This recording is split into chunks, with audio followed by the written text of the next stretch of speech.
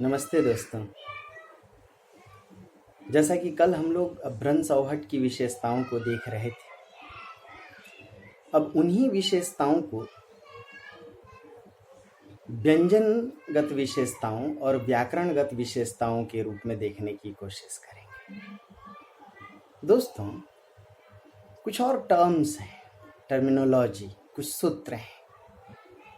जैसे अभ्रंश औहट की एक विशेषता है अल्पप्राण का महाप्राणीकरण।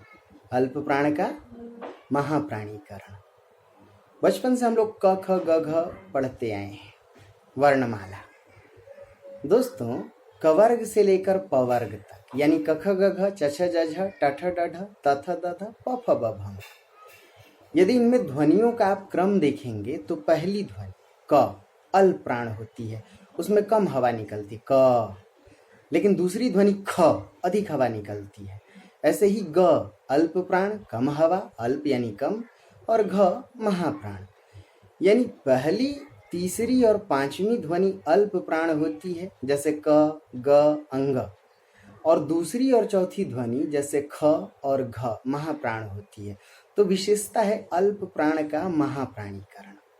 याद रखिएगा, अभ्रंश औहट में शब्दों में यदि कहीं अल्प प्राण ध्वनि आती है, विशेषकर संस्कृत के शब्दों में, तो वह अभ्रंश औहट में अल्प प्राण ध्वनि अपनी दूसरी महाप्राण ध्वनि में बदल जाती है। अब इसका भी एक नियम है जानने का। कैसे? जैसे मान लीजिए संस्कृत का शब्द है हस्त, तो आप देखिए शब्द के अंत में त ध्वनि है, त पहली ध्वनि है, त थ द ध न, तो त पहली ध्वनि अल्प प्राण। अभ्रंश औहट में यह त थ में बदल जाएगी, दूसरी में, हस्त से हाथ यानी त का थ। तो दोस्तों, यह अल्प प्राण का महाप्राणीकरण है। इसका एक और नियम है समझने का।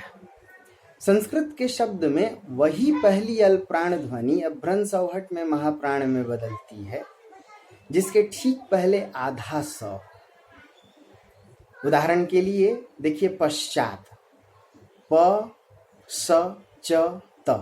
अब तीन पहली ध्वनि है प च त, लेकिन उस ध्वनि पर विचार कीजिए, पहली ध्वनि जिसके पहले आधा स है, तो पश्चात च के पहले आधा स है, तो च ध्वनि अपनी दूसरी महाप्राण यानी छ में बदल जाएगी, पश्चात से पाछा।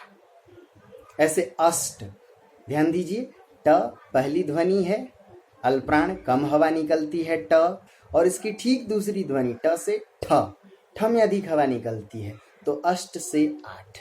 दोस्तों, यह अभ्रंश औहट की सबसे बड़ी विशेषताओं में एक है अल्प प्राण का महाप्राणीकरण।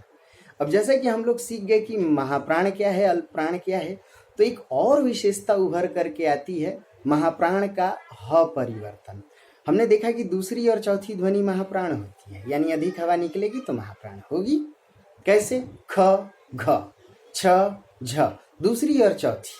यदि पांच ध्वनियां हैं क ख ग घ अंग, तो समझिएगा कि इसमें जो पहली ध्वनि है क वो अल्प प्राण, दूसरी ख महाप्राण, तीसरी ग अल्प प्राण, चौथी घ महाप्राण, और पांचवी अंग अल्प प्राण, यानी दूसरी और चौथी ध्वनि दोस्तों महाप्राण होगी। तो विशेषता है कि अभ्रंश और औहट में महाप्राण ध्वनि ह में बदल जाती है। संस्कृत के शब्दों पर जरा विचार कीजिए, मुख। अब इस तत्सम शब्द को या संस्कृत के शब्द को आप देखें मुख, तो इसमें देखिए दूसरी ध्वनि है ख, वो महाप्राण ध्वनि है, अभ्रंश औहट में ह में बदल जाएगी, मुंह। देखिए कितना आसान है। ऐसे ही दधी, त थ द ध, चौथी ध्वनि है महाप्राण, बदल जाएगी दही में, है या ना। शाखा, दूसरी ध्वनि है ख, ह में, साहा।